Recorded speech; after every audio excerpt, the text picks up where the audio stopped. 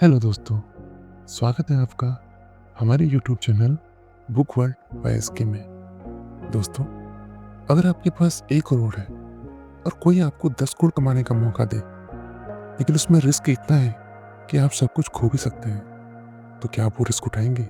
शायद नहीं। दोस्तों, अमीर बनने और अमीर बने रहने के सोचने का तरीका बिल्कुल अलग होता है। पैसा सिर्फ एक मैथमेटिकल कैलकुलेशन नहीं है, बल्कि एक साइकोलॉजिकल गेम भी है। बहुत लोग करोड़पति बन तो जाते हैं और फिर भी परेशान रहते हैं। आखिर क्यों? आज हम बात करेंगे मॉर्गन हसल की किताब द साइकोलॉजी ऑफ मनी की, जो आपको एक नया फाइनेंशियल माइंडसेट देगी। चलिए शुरू करते हैं। दोस्तों, आगे बढ़ने से पहले अगर आप इस चैनल में नए हैं तो बुक वर्ल्ड बाय एसके को जरूर सब्सक्राइब करें, क्योंकि यहाँ आपको मिलेगी दुनिया की बेस्ट बुक्स की इंगेजिंग समरीज, जो आपकी सोच और लाइफ दोनों को बदल सकती है। तो चलिए आज के सफर की शुरुआत करते हैं। Chapter 1, no one is crazy. कोई भी पागल नहीं है। अगर कोई आदमी सारा पैसा स्टॉक मार्केट में डाल रहा है और दूसरा सिर्फ फिक्स डिपॉजिट में, तो आप किसकी सोच को सही मानेंगे? मॉर्गन हाउसल का कहना है कि हर इंसान अपने पर्सनल एक्सपीरियंस के बेसिस पर फाइनेंशियल डिसीजन लेता है। एग्जाम्पल के लिए मान लीजिए एक आदमी जिसने 1990 में स्टॉक मार्केट में पैसा लगाया और बहुत अच्छा रिटर्न कमाया। उसका बिलीव बन गया कि stock market is the best investment. दूसरी तरफ एक आदमी जो 2008 की ग्लोबल रिसेशन के टाइम पे मार्केट में आया और उसने सिर्फ लॉस देखा, वो हमेशा मार्केट से डरते रहेगा और सिर्फ सेफ इन्वेस्टमेंट जैसे एफडी और गोल्ड को ही सही मानेगा। इसका मतलब ये है दोस्तों कि हर किसी का फाइनेंशियल डिसीजन उसके दिमाग में बनी हुई कंडीशनिंग और उसके पास्ट एक्सपीरियंस पर बेस्ड होता है। कोई भी इंसान अपनी जगह से पागल नहीं होता। Chapter 2, luck and risk. आप एक सक्सेसफुल बिजनेस पर्सन की कहानी सुनते हैं और सोचते हैं कि बस यही फॉर्मूला फॉलो करना है, पर क्या सच में ऐसा होता है?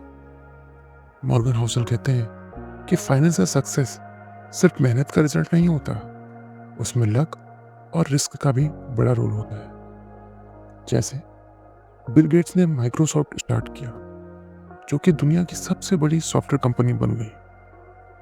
लोग उनके सक्सेस के सीक्रेट सिर्फ उनकी मेहनत और विजन को मानते हैं, पर एक और छुपी हुई वजह भी थी, वो थी लक। सोचिए, अगर उनके स्कूल में एक भी कंप्यूटर ना होता तो 1970 में कंप्यूटर बहुत रेयर थी, सिर्फ कुछ ही स्कूल में अवेलेबल थी। बिल गेट्स के स्कूल में भी एक कंप्यूटर था, जिसकी वजह से उनको प्रोग्रामिंग सीखने का मौका मिला। अगर वो दूसरे स्कूल में होते जहाँ कंप्यूटर नहीं होता, तो शायद वो कभी भी सॉफ्टवेयर डेवलपमेंट में इंटरेस्टेड ही नहीं होते। दोस्तों, लक एक इम्पोर्टेंट फैक्टर है। किसी भी सक्सेसफुल या फेल्ड इंसान की कहानी को ब्लाइंडली फॉलो मत करो। हर एक सक्सेस और फेलियर के पीछे लक और रिस्क का भी बड़ा रोल होता हो। Chapter 3, never enough. कभी भी बस नहीं होता। अगर आपके पास 1-2 करोड़ हो तो क्या आपको और पैसा चाहिए होगा? क्या आप ये कहेंगे कि अब बस हो गया? दोस्तों, लालच फाइनेंशियल डिजास्टर का सबसे बड़ा रीजन है। एग्जाम्पल के लिए बैरन मैडॉफ, जो कि एक बिलियनर इन्वेस्टर था, उसके पास ऑलरेडी इतना पैसा था कि उसकी अगली 10 जनरेशन भी बिना काम किए रह सकती थी, लेकिन ग्रीड ने उसको एक फ्रॉड करने पर मजबूर कर दिया। उसने लोगों से इन्वेस्टमेंट के नाम पर झूठ बोला और एक दिन जब स्कैम पकड़ा गया तो वो सब कुछ खो बैठा, पैसा, रिस्पेक्ट और इवन आज़ादी भी।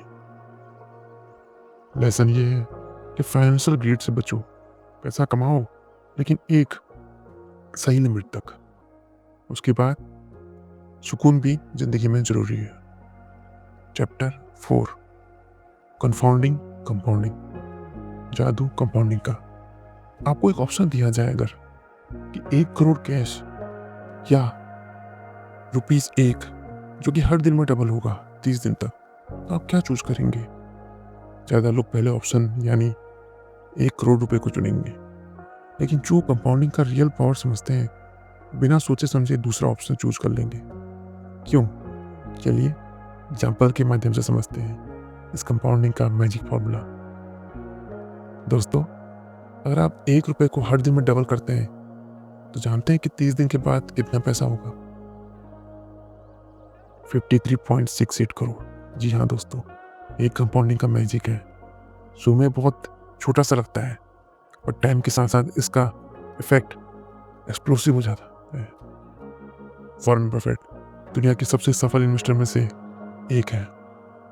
लोग उनकी स्मार्ट इन्वेस्टमेंट स्ट्रेटजी की तारीफ करते रहते हैं, पर उनकी असल सक्सेस का रीजन है कंपाउंडिंग। क्या आप जानते हैं बफेट की 90% से ज़्यादा वेल्थ उन्होंने 50 की एज के बाद बनाई, क्योंकि उन्होंने इन्वेस्टिंग बहुत जल्दी शुरू कर दी थी और उसे कंपाउंड होने दिया।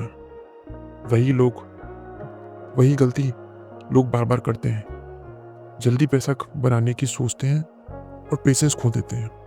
छोटी इन्वेस्टमेंट को हमेशा अंडर एस्टिमेट करते हैं। अगर बफेट ने 30 की एज में ही इन्वेस्टिंग छोड़ दी होती तो क्या वो इतना बड़ा कॉर्पस बना पाते? कभी नहीं। दोस्तों, हमेशा सही सोचिए और लंबी सोचिए। कंपाउंडिंग का रियल मेजर तभी दिखता है जब आप उसका बहुत सारा टाइम देते हैं, छोटी इन्वेस्टमेंट शुरू करते हैं, पेशेंस रखिए और कंपाउंडिंग को अपना काम करने दीजिए। और सबसे बड़ी गलती, बीच में कभी भी इन्वेस्टिंग को रोकिए मत, क्योंकि रोम एक दिन में नहीं बना था, इसलिए आपकी वेल्थ भी एक दिन में नहीं बनेगी। बस सही इन्वेस्टमेंट करें और उसको ग्रो होने दें। तो दोस्तों, ये किताब बताती है कि पैसा सिर्फ एक नंबर नहीं है, बल्कि एक सोच है। अगर आपको फाइनेंशियल फ्रीडम चाहिए तो पैसा बनाने की साइकोलॉजी भी समझनी पड़ेगी।